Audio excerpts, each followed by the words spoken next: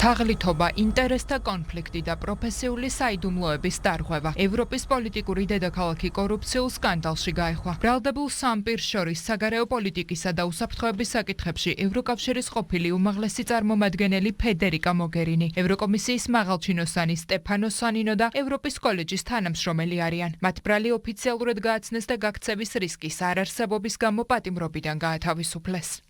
ბელგიის ფედერალური სასამართლო პოლიციის მიერ დაკითხვის შემდეგ სამ პირს ოფიციალურად ეცნობა მათ წინააღმდეგ წაყენებული ბრალდებების შესახებ. ბრალდებები ეხება შესყიდვებთან დაკავშირებულ თაღლითობას და კორუფციას, ინტერესთა კონფლიქტს და პროფესიული საიდუმლოების დარღვევას. ისინი გაათავისუფლეს, რადგან არ არის მათი გაქცევის რისკი.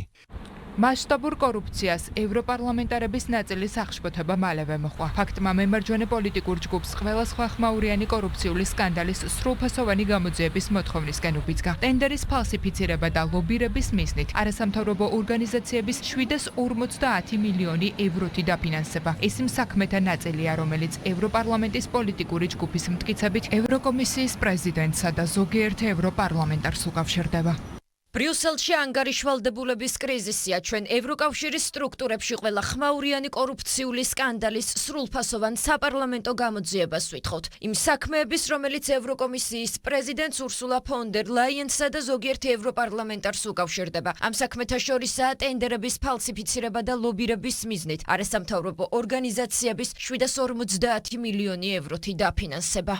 სამხედრო მაფიის გავლენა უკრაინის შემდეგ ბრიუსელსაც იპყრობს. ასე აფასებენ ევროპელი ლიდერები მომხდარს და კორუფციული სკანდალის ფაქტობრივი გარემოებების დადგენას ითხოვენ, თუმცა გამოძიების ინტერესებიდან გამომდინარე დეტალების გასაჯაროებისგან თავს იკავებენ. ბევრი კითხვის ნიშანია თუ როგორ უძღვებოდა ის საერთოდ ევროპის ფინანსურ მენეჯმენტს.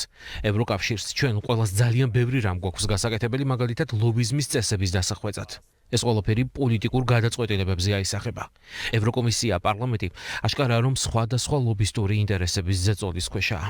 ხილებები ადასტურებს, რომ სამხედრო მაფია არა მხოლოდ უკრაინაშია. მისი გავლენა ბრიუსელამდე ვრცელდება და სწორედ იმ ინსტიტუტებში, რომლებიც ევროპის ომის მხარდამჭერ პოლიტიკას ქმნიან.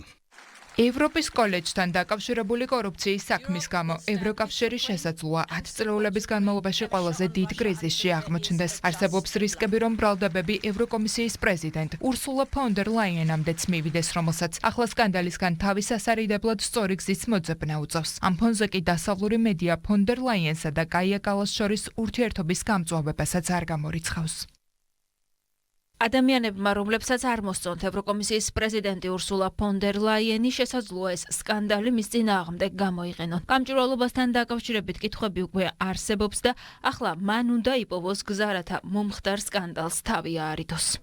ევროპის მთავარი პროკურატურა და თაღლითობასთან ბრძოლის მთავარი ოფისი დიპლომატიური აკადემიის მასპინძლობისთვის 2021-2022 წლებში გამოცხადებული საჯარო ტენდერის ევროპის კოლეჯის სასარგებლოდ გაყალბების ფაქტებს იძიებს. გამოძიების ფარგლებში ჩხრეკები ევროკავშირის საგარეო საქმეთა სამსახურში, ელიტარულ უნივერსიტეტ ევროპის კოლეჯსა და ეჭვმიტანილების სახლებში ჩატარდა.